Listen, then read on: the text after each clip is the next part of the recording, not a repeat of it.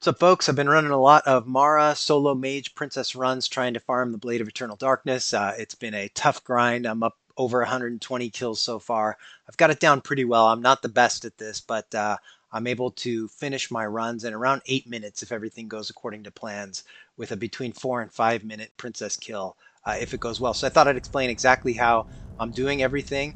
My talents are I'm fire, and I make sure that I have pyroblast, and then I'm just going for crit talents, and then I do spec into arcane concentration for clear casting because mana is an issue with the way that I'm running this.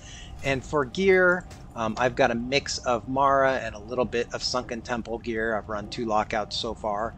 And for runes, I was running chronostatic preservation for healing. I've switched over to spell power, just trying to get my kills a little quicker because I'm getting a little more consistent. You have to have living bomb. I want hot streak for pyroblast, and then I'm running the new what's it called, arcane advanced warding to help with my mana shield, just getting there. And then I'm bringing molten armor also to help with the kill phase. So here we go. You need the scepter of Celebrus to get in. Cast that, and the minute we're in, the clock starts. I'm trying to get these done quickly. Here we go. Had a little bit of lag there at the start. I don't know why. Run back toward the entrance here. This little alcove back there where that Hydra is where you would put a like an alt if you had someone to come in and disenchant, or someone that you wanted to give the ring to if it dropped. That's where they can loot, this little peninsula on the map that's there. I'm running frost armor while I run there. Run past this first set and hope to get by them and not aggro them like I did. Usually if you spin along the wall there, and maybe jump like I did, you can get by without aggroing them, but sometimes you just do. It's okay. And now you're just using a combination of Nova, Blast Waves, Blink, etc. to get by these guys and keeping your mana shield up. That's a safe spot if you want to stop and let your cooldowns catch up. I like to keep going if I can. Nova these guys. Gonna blink past this group up the hill. We're on. I'm gonna cut the corner here, and I jump across. I aim for this little shadow. I'm pretending that I've done so many runs I'm wearing a little spot onto this ledge. These guys, you might just barely aggro them. And now I use either a swiftness pot or my nifty stopwatch if I have it. I don't think I have the stopwatch equipped, so swiftness pot. Get by all those. Sometimes you'll take one hit there. I think I took just one from that lizard. Try not to stay in the range of the lizards too often because they will silence you. Blink on this dark shadow like that, and you should blink almost past those giants. You have to Nova this pack. Like that. And then I just stay right to the side. You will aggro these giants, but ideal situation is they stop to throw a rock at you instead of chasing you. If they chase you, they can hit you for a little more, but they actually don't damage you too much. I'm going to blink right through this guy's right foot. Blink. And go up this little brown streak on this rock and log out at the top half of the rock like this. Not the bottom half where you'll aggro Princess as she's in this spot. Here you're good. You're logging out to get these giants and this whole pack to reset. Sometimes they reset without logging out. Usually you do have to log out. I'm waiting to see if I can drink to show that I can cancel it. I'm still, a few of these are aggroed onto me. It was that guy. Log out and log right back in. You don't have to wait.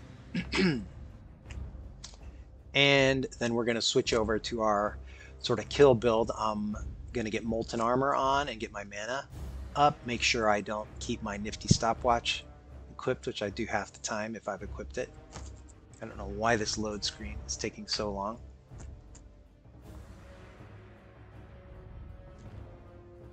Usually this is much faster. It's not good because Princess is padding around. I want to catch her when she's on the back edge of her loop, so that I can pull and kite her around the rock. But let's see what happened here.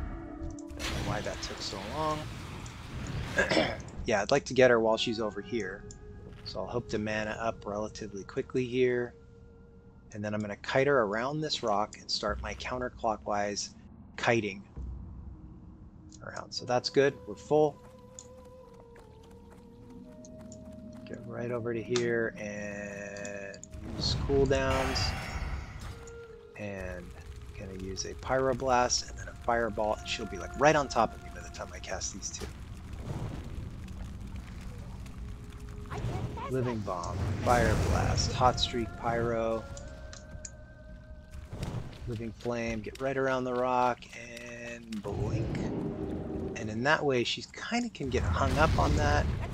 One more Pyro, refresh my Living Bomb. You might take a boulder right there until your blink gets out of cooldown. See, I took one, but that's okay. And you can see right away, I used my my first mana pot, and my first mana gem.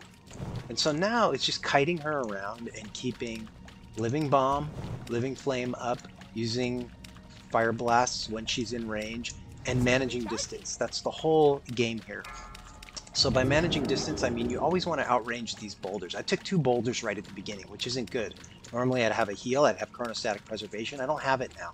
So I have to be a little bit more careful not to take damage. So I want to blink away anytime that she's going to cast a boulder, and I will be within 30 yards, within range. And so I usually don't even look at her. I'm managing my range from her by just looking at my range checks on my spells, right? I know that most of these are like 40 yards, so I'm in within 40 yards. I know that the range for boulder is 30 yards and counterspell is 30 yards. So I'm looking at my counterspell. I know I'm out of range right now because that is red. So I'm trying to stay within range to cast Living Bomb and Living Flame, but out of range for the boulder within 30 yards. She's always catching up to me. So like there, I knew I was out of 30 yards, so I didn't waste a blink and waste that mana. But now I'm within it, so if she casts boulder on me, I gotta blink away. And otherwise, I'm just trying to keep my Living Bomb and Living Flame up. That's a repulsive gaze. There's a boulder, blink away, and we're out of range, and she has to start chasing us again. And then I'm being pretty diligent with my mana checks. You can see I'm at 14%, but I've got a pot and and I'm just spamming these cheap mana pots, by the way. Got a pot and a gem coming up right now. Refresh my dots on her. Use my gems. Run right up this little spot here. She might kite around the front of the rock. No. And there she is again. And I'm kind of forgetting to use my Fire Ruby trinket. This trinket is trash now. It used to give you an extra 100 spell power and let you cast a couple of your dots and not get used up. Now it gets used up, unfortunately. So, but it's still good because it's like a little mana pot that you can use a couple times a fight. And if mana gets tight, one thing you can do is when you get like a longer distance blink away from a boulder, like say she casts boulder close to that 30-yard range, you blink away and you get 1 or 2 ticks of evocation in. Better players than me can get 3. And I'm not doing a good job keeping my dots up on her as often as I should. Maybe because I'm chatting, but there's a boulder. I might not have even needed to cast that one. Finally, a hot streak. I've been like not getting as many hot streaks.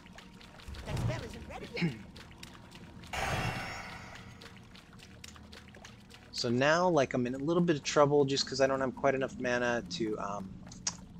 If she was in range, she's not to blink. So I'm being careful not to get too little mana that I could blink, and now I'll do a quick Evo, try and get 2 ticks in. That's all I'm gonna do. I gotta keep distance from her.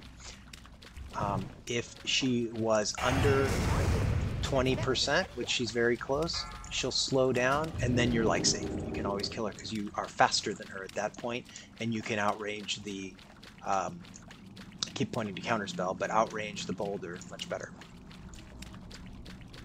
And one of the things to watch out for is the little turtles. You can stop and cast. People that are doing this faster than me are stopping and casting Scorch and actually keeping their Scorch stacks up on her. I'm not doing that. When you stop and cast, you do need to watch for the turtles. And it's usually safer to do it when you have a blink off cooldown that you could blink away from her with. So there's a turtle chasing me now. There he just stopped, so I'll stop and cast a Scorch.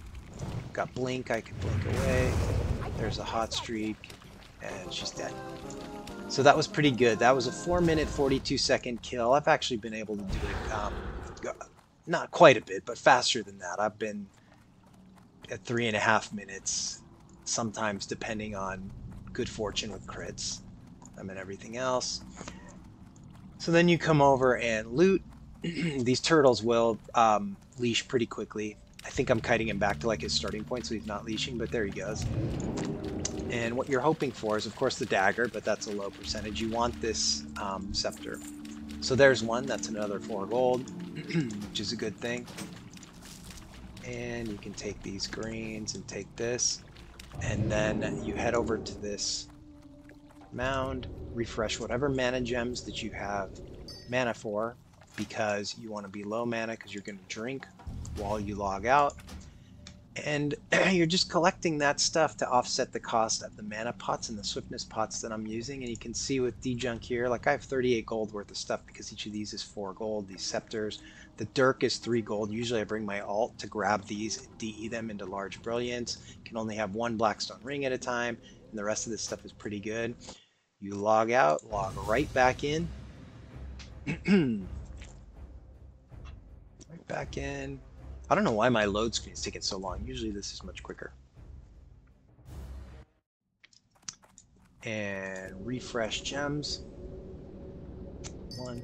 I do this in a specific order because I want to have the mana regenning while I'm running back over to the start. Zone out, and like the most important thing, do not forget to reset. I am like boomer mind and have like rezoned in like so many times.